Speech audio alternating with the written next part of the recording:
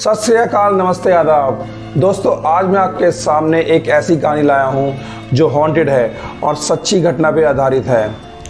इस कहानी के ऊपर एक मूवी बन चुकी है जिसका नाम है वेरोनिका, जो मोस्ट हॉन्टेड मूवी मानी जाती है। और ऐसा कहा जाता है कि आप इस फिल्म को अकेले नहीं देख सकते। अगर आप अकेले बैठे हैं तो इस फिल्म को आप नहीं देख सकते, ऐसा कहा जाता है। ये एक ऐसी कहानी है जिस पे कानून की मोहर लगी हुई है। ये पहला ऐसा केस है जिसका पुलिस रिकॉर्ड है और पुलिस ने खुद इसकी खोजबीन की, जांच की। लेकिन पुलिस ने जांच तो करी, लेकिन पुलिस को ये पता नहीं था कि वो जांच किसकी कर रही है, सस्पेक्ट कौन है, वो मेल है, फीमेल है, बच्चा है, कहाँ से आया है, क्या कर रहा है, कौन है, पुलिस को बिल्कुल पता नहीं था। लेकिन खुद ये पुलिस की स्टेटमेंट है कि जो भी घटना हुई है, जो भी काम हुआ, वो किसी एक आदमी का काम नहीं हो सकता, वो भूत का ही काम है। कहानी स्पेन की राजधानी मैड्रिड की है, जहाँ पे एक स्टेफेना लिज़ारो नाम की लड़की रहती थी। सब कुछ नॉर्मल था, बिल्कुल ठीक था, और वो एक अपार्टमेंट में रहती थी जिसका नाम था लुइस मैरियन 8 अपार्टमेंट। जब तक वो छोटी थी बिल्कुल सब कुछ नॉर्मल था, बिल्कुल ठीक था। और जैसे ही वो 18 साल की होती है, कॉलेज जाती है, एक अजीब तरह की तब्दीली उसके अंदर देखी गई। एक उसके व्यवहार में एक अलग तरह का बदलाव देखा गया। उसके परिवार में 5 लोग थे, माँ बाप, उसकी बहन और भाई, टोटल कुल मिला के 5। और वो स्पेन में एक लकड़ी से बने हुए घर में रहते थे। स्पेन में लकड़ी के घर बने होते हैं। और अब जो तब्दीली हुई, ये तब्दीली एक ऐसी तब्दीली हुई जो बिल्कुल अलग थी, और ऐसा काम उनके घर में पहले कभी नहीं हुआ था। वो रात को अपने भाई पे बहुत तेज गुर्राने लगी, चिल्लाने लगी, दहाड़ने लगी, बहुत ज़्यादा तेज बहुत ज़्यादा। और उसके माँ बाप हैरान हो गए कि ये क्या हुआ। और जब उसके माँ बाप ने उससे बात करने की कोशिश करी तो वो कुछ बता नहीं पाई, कुछ बोल नहीं पाई। तो ऐसा जो है कई दिन तक होता रहा, और माँ बाप उससे बात करने का प्रयास करते, उसको दौरे चढ़ते, फिर वो ठीक हो जाती।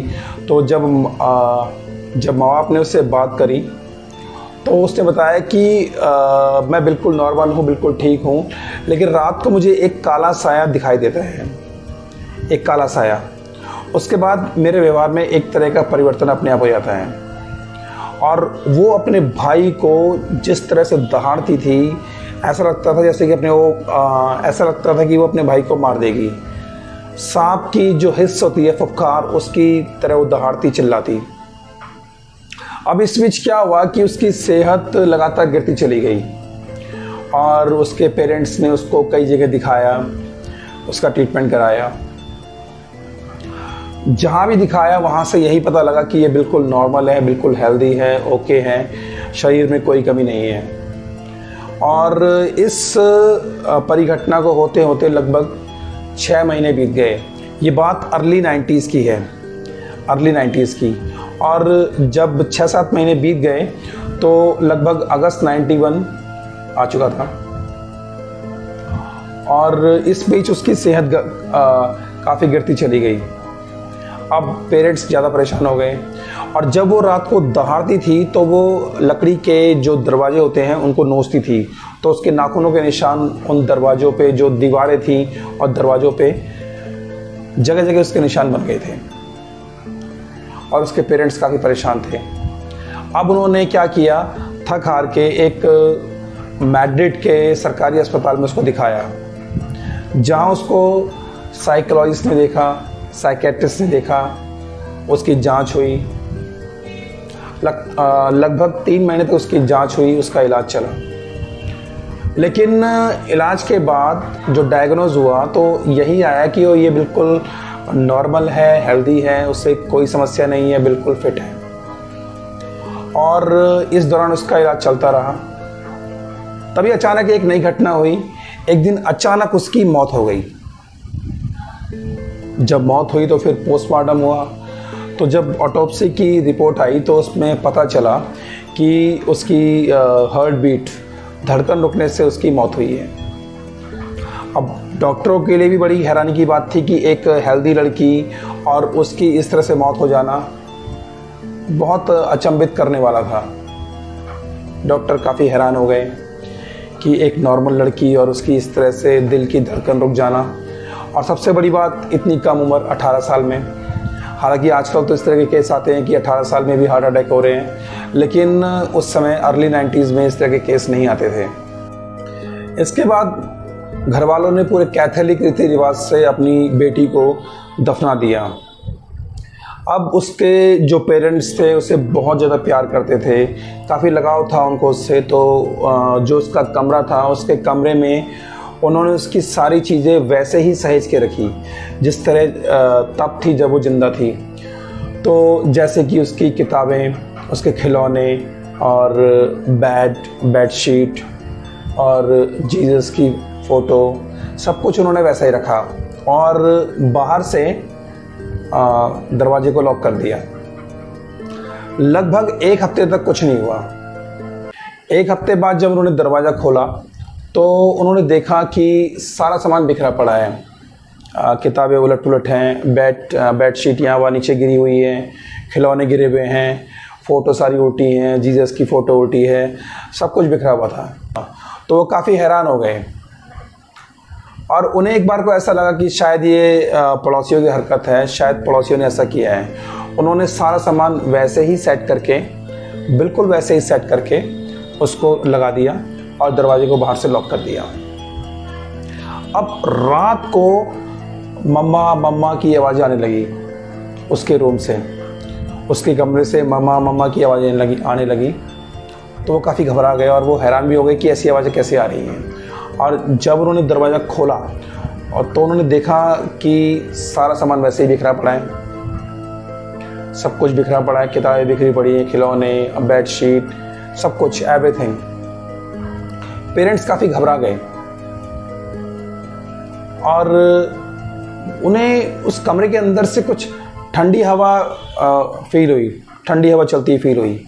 जब उन्होंने बाहर खिड़की के बाहर देखा तो बाहर बिल्कुल भी हवा नहीं चल रही थी, बिल्कुल शांत था और कमरे के अंदर ठंडी हवा चल रही थी। अब उन्होंने ये सब पड़ोसियों को बताया और उन्होंने ये भी कहा कि हमें ऐसा लगता था कि शायद आप लोग ये काम कर रहे हो। तो पड़ोसियों ने उन्हें बताया कि हमें भी आपके घर से आवाज़ें आती हैं इस तरह की। अब पड़ोसियों ने कहा कि हम इस काम में आपका साथ देंगे और हम रात को आपके वहीं ठहरेंगे और विटनेस बनेंगे।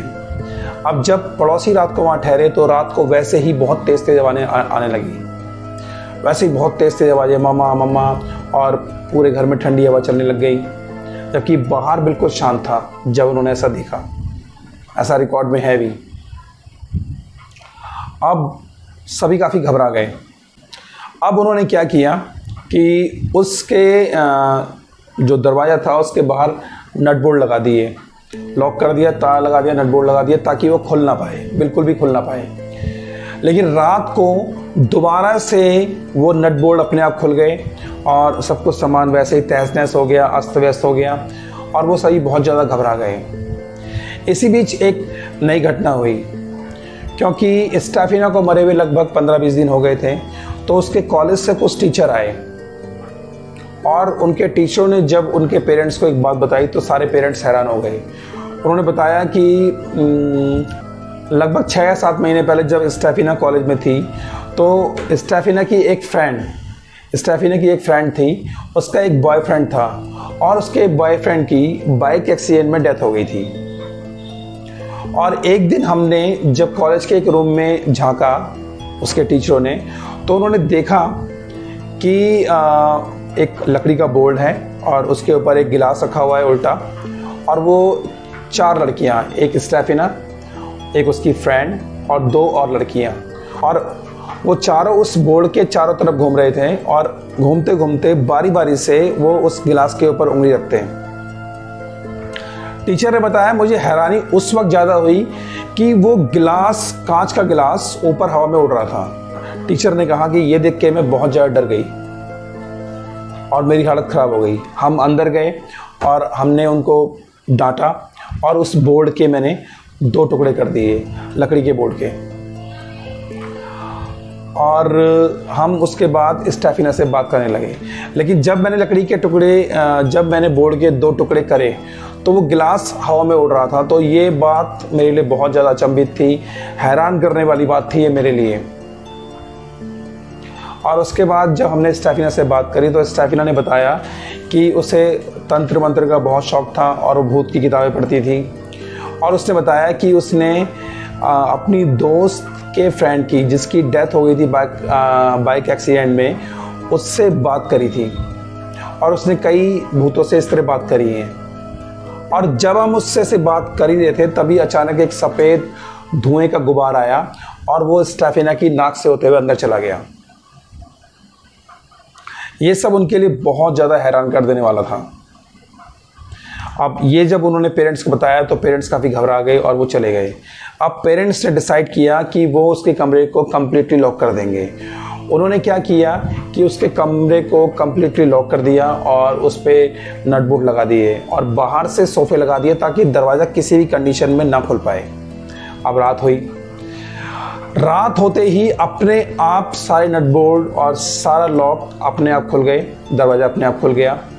और उसकी माँ सोई हुई थी और उसकी माँ को ऐसा लगा, स्टेफिना की माँ को, जैसे कोई इसके सीने में बैठा है और उसका गला दबा रहा है। और वो बहुत ज़्यादा घबरा गई। जब उसके पिता ने देखा तो उन्हें लगा कि वो उसकी माँ को बहुत बेचैनी हो रही है और वो फिर बड़ी मुश्किल से उठी और वो इतनी घबरा गई कि उन्होंने पुलिस में कॉल करी। इस घटना में पहली बार पुलिस में कॉल करी और रात के लगभग 2:40 पे पुलिस आती है। एक इंस्पेक्टर जॉस पेड्रो और टोटल 5 पुलिस वाले वहाँ आते हैं और मौके को देखते हैं। और जब वो वहाँ कमरे में आते हैं तो उन्हें ठंडी हवा चल रही होती है, तो जो उनके लिए बड़ी हैरानी की बात थी क्योंकि बाहर बिल्कुल शांत था। जब वो उसके कमरे के अंदर जाते हैं तो उसके कमरे के अंदर बहुत तेज़ हवा चल रही होती है, लगभग आंधी की तरह। जब उन्होंने खिड़की से बाहर देखा तो बिल्कुल शांत था, बिल्कुल भी हवा नहीं चल रही थी। अब पुलिस वालों की हालत ख़राब हो जाती है, काफ़ी घबरा जाते हैं। इसी बीच काफ़ी टाइम हो जाता है, लगभग सुबह हो जाती है और वो डर के कारण भी वहाँ से चले जाते हैं। नेक्स्ट डे वो वहाँ आते हैं और पूरी कहानी सुनते हैं, पूरी बात सुनते हैं, उन्हें सारी बात पता लगती है। इसी बीच स्टेफिना के फादर एक बात और बताते हैं कि रात को जब उनका लड़का वहाँ सोता है, वो एक बेड पे सोता है और 2 बेड है उस कमरे में, एक बेड पे सोता है तो वो हवा में उड़ के दूसरे बेड पे आ जाता है। उन्हें बिल्कुल यकीन नहीं हुआ। उन्होंने कहा हम रात को आएंगे और देखेंगे। तो पुलिस वाले जब रात को वहाँ पे आए और उन्होंने देखा तो वो लड़का थोड़ी देर बाद हवा में उड़ा और वो दूसरे बेड में चला गया। पुलिस वाले ये देख के बहुत ज़्यादा हैरान हो गए और वो काफ़ी डर गए। पुलिस वालों ने उनको सजेस्ट किया कि आप इस घर को छोड़ दो। खुद पुलिस की स्टेटमेंट है और रिकॉर्ड में दर्ज है कि उन्होंने ऐसा होते हुए देखा और ये सारी घटना होते हुए देखी और खुद पुलिस वालों की हालत ख़राब हो गई। उन्हें काफ़ी डर लग गया सब कुछ देख के। और उसके कुछ दिन बाद स्टेफिना के पेरेंट्स ने उस घर को छोड़ दिया और वो मैड्रिड में कहीं दूसरी जगह चले गए। और दूसरी जगह जाते ही ये सारी घटनाएं रुक गई, ये सब कुछ रुक गया और पहले की तरह सब कुछ नॉर्मल हो गया, सब कुछ नॉर्मल। और आज भी ये कहानी मैड्रिड के पुलिस स्टेशन में रिकॉर्ड है और इस कहानी पे वेरोनिका मूवी बन चुकी है जो बहुत ज़्यादा हिट हुई है। ये मोस्ट हॉन्टेड मूवी है। तो फ्रेंड्स, कहानी कैसी लगी? अगर कहानी अच्छी लगे तो लाइक कर देना और सब्सक्राइब कर देना। जल्दी ही मिलेंगे नेक्स्ट वीडियो में।